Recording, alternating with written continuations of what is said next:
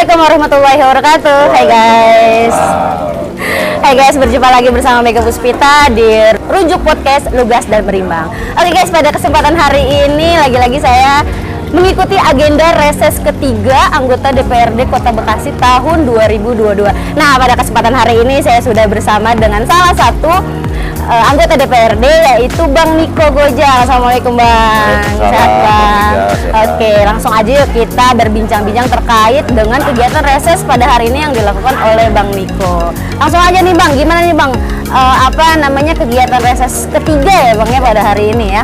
Ini bisa diulas sedikit Bang. Ya, jadi ini titik ketiga reses di Duren Jaya yang kami undang yaitu Camat dan Pak Lurah, serta Pak Haji dan 4 kelurahan yang kami undang, alhamdulillah hadir semua, dan juga LPM dan BKM se-Bekasi Timur dan juga para tokoh masyarakat kami undang bisa berkoordinasi dalam proses pembangunan di Bekasi Timur khususnya. Itu inti reses kali ini.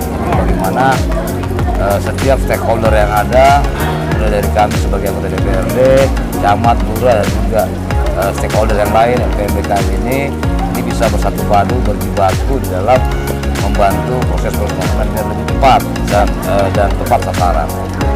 Oke guys, nah selain dari Bang Niko ini, kita juga kedatangan 2 narasumber ya. Salah satunya ini perwakilan dari legislatif, yaitu langsung dari Pak Lurah Bekasi. Dari eksekutif guys, sorry guys. Ini legislatif, ini eksekutif. Oke guys, ini dari Lurah Bekasi Jaya. Ini ada Pak Haji dan ada satu lagi nih guys. Ini perwakilan dari BKM ya Pak ya. Sorry dari RW 011 Kelurahan Arenjaya Pak Amri. Oke deh, ini langsung aja kita mengulas kegiatan reses nih. Ini boleh dimulai dari perwakilan tokoh masyarakat kayak dari Pak RW nih Pak Amri. Gimana nih Pak untuk kegiatan reses pada hari ini? Apa aja sih Pak yang disampaikan kepada Bang Niko atau Pak Niko selaku anggota DPRD Kota Bekasi? Terima kasih Pak Dewan Niko Gojang yang telah membantu RW 11 dalam hal kematisan, sehingga selama ini RW 11 banyak nyamuk jauh berkurang hasil kematisan itu. Dan juga kami mohon bantuan Pak Niko untuk penerangan jalan di RW 11 karena banyak lampunya yang sudah padat. Siap. Terima kasih. Assalamualaikum. Siap. Waalaikumsalam. Jadi itu ya pengajuan dari reses ketiga ini, di reses ketiga dari masyarakat. Oke, langsung berlanjut ke Pak Lurah. Nih Pak, ini gimana nih Pak untuk mungkin masukan dari kegiatan reses Bang Niko ya kan? Dan mungkin bisa diulas sedikit sinergi antara eksekutif dengan legislatif dalam hal ini Lurah Bekasi Jaya atau mencangkup di Bekasi Timur dengan Pak Bang Niko. Ya, alhamdulillah nih kalau kita ngelihat bahwa kalau tadi pertanyaan itu adalah ada sinergi ya antara eksekutif sama legislatif. Nah ini alhamdulillah luar biasa kalau menurut saya. Ya, dampak di Bekasi Timur dalam pembangunan maupun pelayanan publik di masyarakat, khususnya di Kecamatan Bekasi Timur, itu luar biasa. Nah kita selalu komunikasi. Alhamdulillah tadi kita sudah reses juga Pak Niko sudah mengarahkan gitu untuk bahwa memang pelayanan publik itu yang utama. Selanjutnya selama ini juga Pak Niko fokus untuk pelayanan publik ya, dan salah satunya yang kita sangat rasakan itu yang pertama itu mebel di kantor-kantor kami nih. Mebel di kantor kami tadinya jelek, busuk gitu ya. Selanjutnya alhamdulillah pokir dari Pak Niko berhasil tuh untuk mempercantik yang terutama kenyamanan dalam melakukan pelayanan publik. Selanjutnya kalau kita lihat tadi juga ada hubungan dengan infrastruktur ya.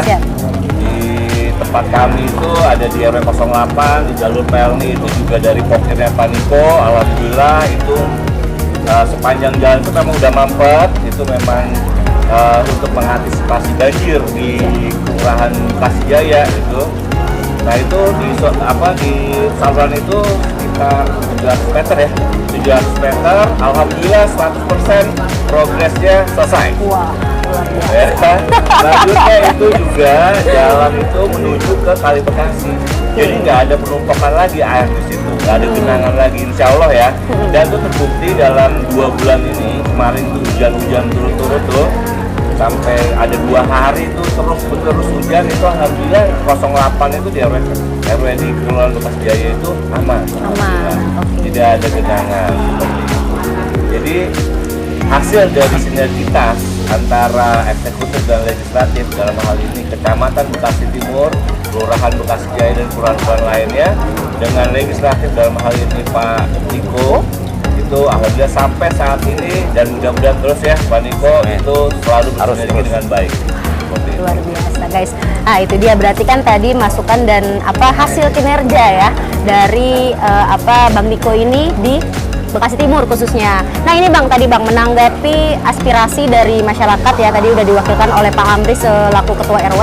Nah ini gimana nih Bang dalam mungkin nanti upaya Abang ke depan untuk merealisasikan harapan-harapan atau aspirasi masyarakat di reses ketiga ini? Ya. Jadi reses ketiga ini adalah menampung aspirasi, menjadi aspirasi untuk di APBD perubahan tahun 2023. Okay. Karena kalau APBD 2023 ini sudah selesai, maka kita akan menunggu ini masukan dari masyarakat, proposal dari masyarakat itu nanti kita realisasikan di tahun APBD perubahan tahun 2023. Nah, gitu. Jadi nggak bisa ujuk-ujuk. Jadi semua punya tahapan, semua punya proses, sehingga masyarakat juga perlu tahu bahwa proses penganggaran itu butuh waktu, ya, dan ada timingnya. Nah, timingnya saat ini adalah untuk di APBD perubahan tahun 2023.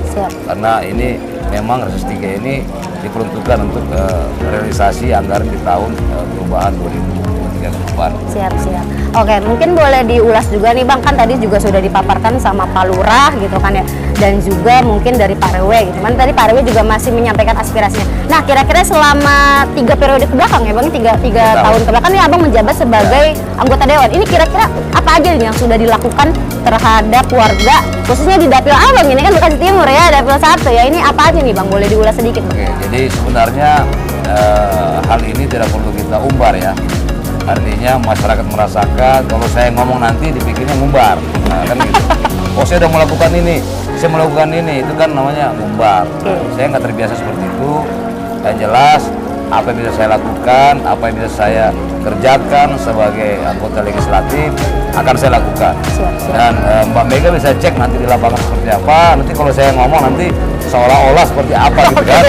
Nah, tapi semua biarkanlah berjalan. Intinya bahwa yang kami inginkan adalah bagaimana sinergitas antara legislatif, eksekutif, dan juga masyarakat, tokoh-tokoh masyarakat, Pak RW, DKM, RPM ini terus terjaga. Nah, sehingga apapun yang nanti kita rencanakan nanti ini bisa kita sama-sama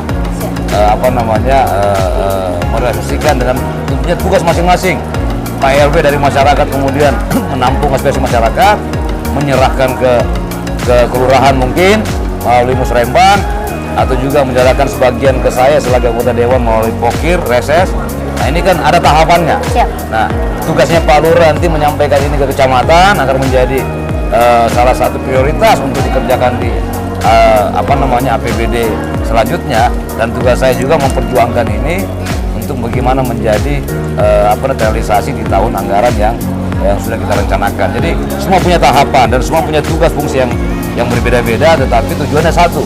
Bagaimana proses pembangunan di Kota Bekasi, khususnya Bekasi Timur ini, khususnya di Bekasi Jaya atau Aren Jaya ini bisa lebih fokus dan kemudian bersinergi. Karena saya yakin dengan sinergitas yang baik, komunikasi yang baik, ya, maka apapun akan endingnya akan berhasil dan juga endingnya akan luar biasa. Siap. Oke, terakhir nih mungkin kembali ke Pak RW dan Pak Lurah. Ini mungkin harapannya gitu, harapannya ke depan untuk sosok ya, mungkin sosok Bang Niko, Pak Niko ya kan untuk ke depan nih sebagai anggota legislatif atau doa-doa apa nih? Harapannya beliau ini kan termasuk wakil rakyat ya kan, wakil kita nih, saya juga termasuk warga ini nih beliau nih ya kan. Ini harapannya untuk sosok Bang Niko Gojang ini mungkin bisa dari Pak RW duluan. Ya, kami mengharapkan dan mendoakan supaya Bang Niko Gojang menjadi dewan. Amin. Wah, siap, 2 periode nih. Oke, sip. Lanjutkan. Oke, mungkin dari Pak Lurah. Nah, kalau dari saya, memang eksekutif legislatif ini sinerginya sama Bang Niko ini luar biasa. Siap. Ya, kalau alangkah baiknya kalau ini akan berlanjut di tahap berikutnya. Siap. Berarti setuju 2 periode lagi nih ya. Siap guys. Oke. Nah ini terakhir Bang, untuk harapan Abang sendiri mungkin lebih kepada masyarakat nih ya kan ya. Terkait dengan mungkin ya infrastruktur, perawatan gitu atau hal-hal lainnya, Abang sebagai mewakili mereka sebagai rakyat ini gimana nih? Jadi yang pertama saya sampaikan tadi dalam press bahwa proses pembangunan akan berhasil ketika perencanaannya matang. Siap. Artinya dari seperti bangun jalan ya, bangun jalan drainasenya diabaikan, ya kan? Jalannya rusak, drainasenya masih rusak. Siap. Bangun drainasenya bagus, jalannya rusak. Nah harusnya perencanaan pembangunan itu harus dibarengi. Siap. Itu contoh ya, bangun jalan lingkungan atau jalan raya itu harus dibarengi dengan apa? Drainase. Sehingga ini bersamaan. Nah ini selama ini kan terjadi ini beda. Jalan bagus, nggak ada drainase, otomatis air nggak bisa ngalir. Iya. Akhirnya jalannya rusak. Siap. Nah sehingga kita berharap dari pihak eksekutif nanti yang punya kewenangan ini benar-benar membuat perencanaan yang benar-benar matang. Siap. Jadi tidak hanya satu-satu, tetapi kalau memang masih satu-satu, mendingan jangan dulu dikerjakan. Iya. Jadi kerjakan secara keseluruhan, dibangun drainase, jalannya juga harus bareng. Jalannya mulus, drainasenya airnya lancar. Itu satu. Yang kedua, bahwa proses pembangunan bisa berjalan ketika tadi yang saya sampaikan bahwa semua stakeholder ini bersatu. Siap. Semua ini berjibaku, termasuk masyarakat ya. Jadi tidak melihat dari mana, termasuk dewan-dewan lain nanti. Karena tentunya Pak RW, Pak Lurah ini kan punya legislatif, bukan hanya saya. Ya. Ada 9 orang di Bekasi Timur Selatan Dapil 1 ini, nggak apa-apa, itu harus diajak bicara, harus diajak bersama-sama sehingga semua berjibaku di dalam proses pembangunan yang ada di Bekasi Timur. Nah ini penting sekali, karena kalau saya berbicara, saya hanya nggak berbicara sebagai diri sendiri, bahwa ada dewan di Bekasi ini ada 50 orang, di Bekasi Timur Selatan ini ada 9 orang. Maka ayo kita sama-sama, baik dewan dari dapil yang sama, ya, baik dewan dari keseluruhan Kota Bekasi maupun eksekutif ini, ayo kita berjibaku bersama-sama, kita merencanakan sesuatu yang matang sehingga apa yang kita inginkan itu tercapai. Siap. Intinya tanpa kerjasama mustahil akan terjadi sebuah pembangunan yang kita harapkan. Siap. Gitu. Oke, wah luar biasa sekali ya ini. Untuk Bang Niko nih, kebetulan Bang Niko ini senior saya juga nih. Iya, saya mau wawancara senior saya. Ya kan, wah nervous, respons. Oke Bang, terakhir nih ya, ini kan kita bertepatan dengan momen Hari Sumpah Pemuda. Dan mungkin ada motivasi atau ada yang disampaikan khususnya buat kaum muda nih, termasuk saya. Dari Bang Niko silakan. Oke. Jadi kalau kata Bung Karno, ya, beri aku 10 pemuda, maka akan guncang dunia. Beri aku 1000 orang tua, akan kucabut Gunung Semeru dari sampai ke akarnya. Artinya apa? 1000 banding 10. Nah disinilah inti daripada pemuda itu, bahwa pemuda sangat memiliki peran penting, punya potensi yang tinggi untuk proses pembangunan, ya termasuk di Kota Bekasi ini. Maka untuk itu, ayo segenap pemuda yang ada di Bekasi, khususnya di Bekasi Jaya, di Bekasi Timur, ayo kita sama-sama bagaimana memaknai Hari Sumpah Pemuda ini menjadi momen penting dalam proses bagaimana bangsa kita, terutama di Bekasi ini, lebih baik dari kemarin. Sekali lagi, selamat Hari Sumpah Pemuda ke-94. Wah, luar biasa. Berarti motivasi juga nih buat saya, siapa tahu 5 tahun ke depan saya bisa kayak Bang Niko nih. Sebagai milenial, kaum muda. Oke guys, itu dia tadi ulasan kita terkait dengan kegiatan reses ketiga anggota DPRD Kota Bekasi, khususnya oleh Bang Niko Gojang dari fraksi PDI Perjuangan. Oke, sebelumnya saya mau ucapkan terima kasih untuk Bang Niko, terima kasih juga untuk Pak Lurah dan Pak RW ya untuk menyempatkan waktunya dan hadir di Rujuk Podcast. Saya jangan lupa juga untuk di subscribe, like, comment, and share sebanyak-banyaknya Rujuk Podcast di Rujuk Channel. Mega Puspita undur diri. Wassalamualaikum warahmatullahi wabarakatuh. Bye bye.